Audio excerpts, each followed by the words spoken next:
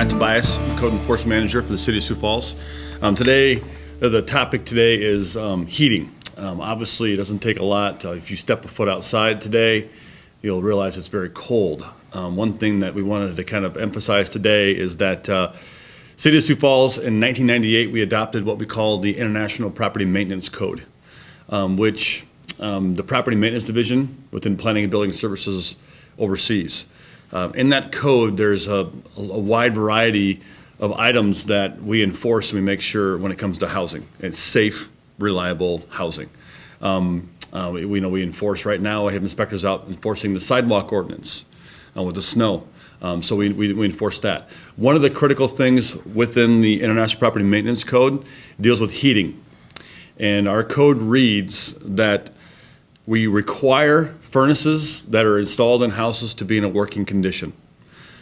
Furnaces have to be able to supply heat to all areas of the house, and all areas of the house actually have to maintain 68 degrees is what the furnace has to be able to maintain.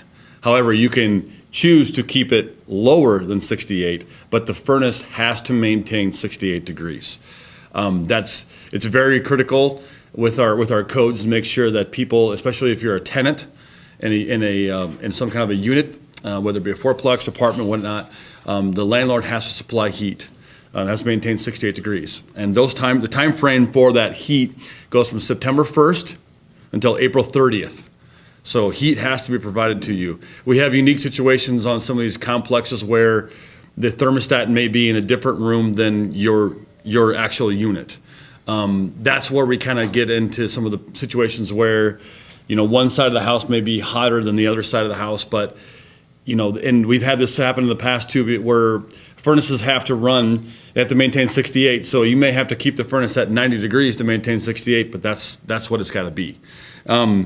That's a very critical thing for us. If we find out, if we get a call that a furnace is not working, we'll have an inspector come out and verify that.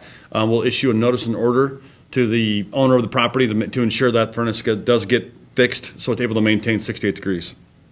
The other critical thing in the International Property Maintenance Code as well, that Dean will follow up a lot more of this at the end, but smoke alarms. Smoke alarms are very, very, very important.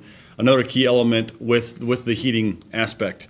Smoke alarms are required to be installed and maintained on the ceiling or wall outside of each separate sleeping area. Each separate sleeping area. I want to be very clear on that. And each room for sleeping purposes, and in each story within a dwelling unit. That includes basements.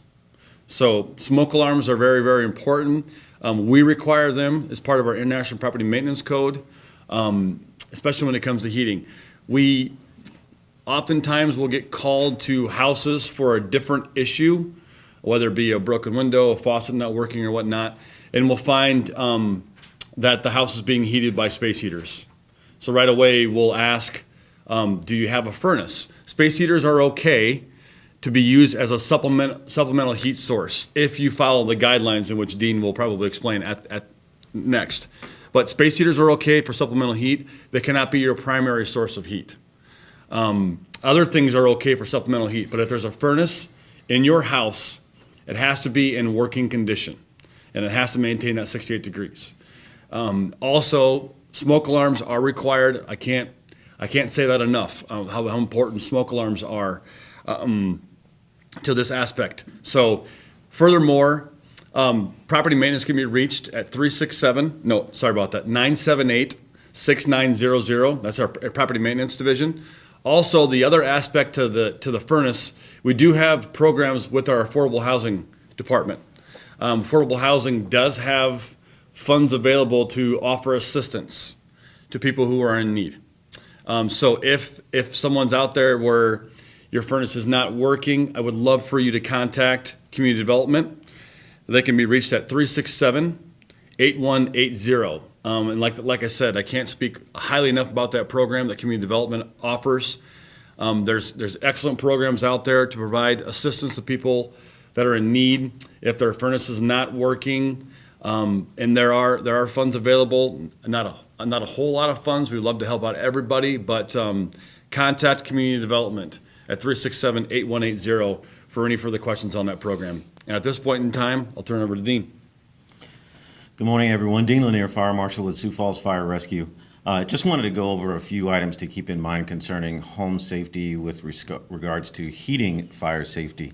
We provided a graphic for you to think about a few key elements as far as keeping your home safe and how to use these appliances effectively and safely throughout this winter season.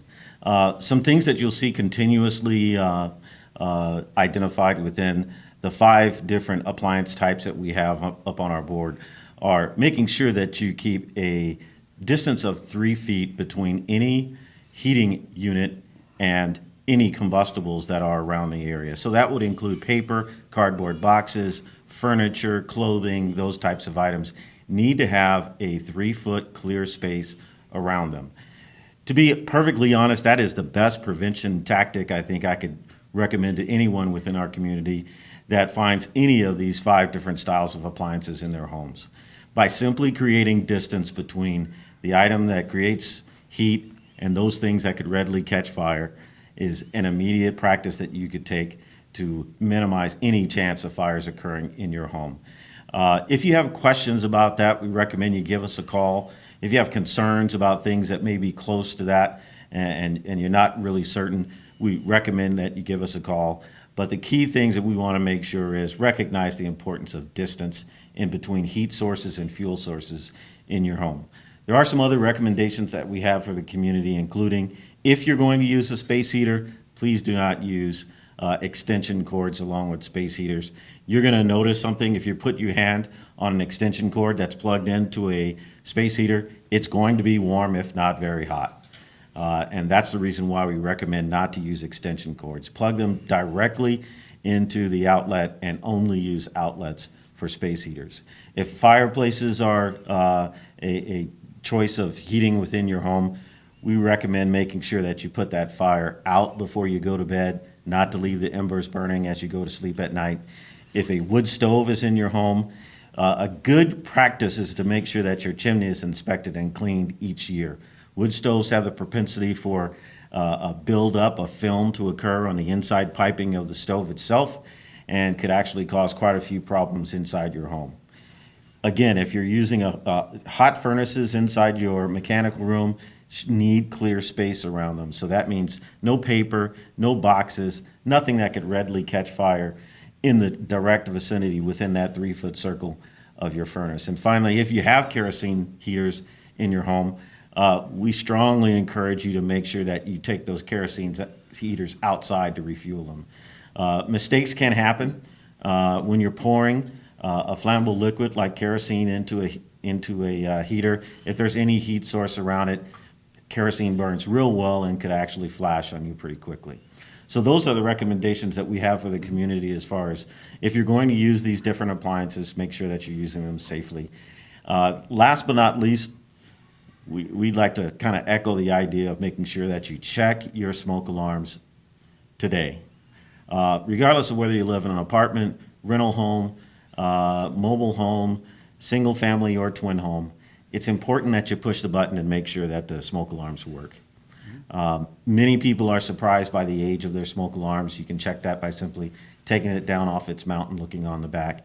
But if your smoke alarm's older than 10 years, it's likely beyond its lifespan. And we constantly recommend that you take the time to just push the button and make sure it works.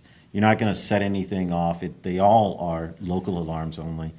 But making sure that they work is the best way to keep yourself and your family safe over the holidays.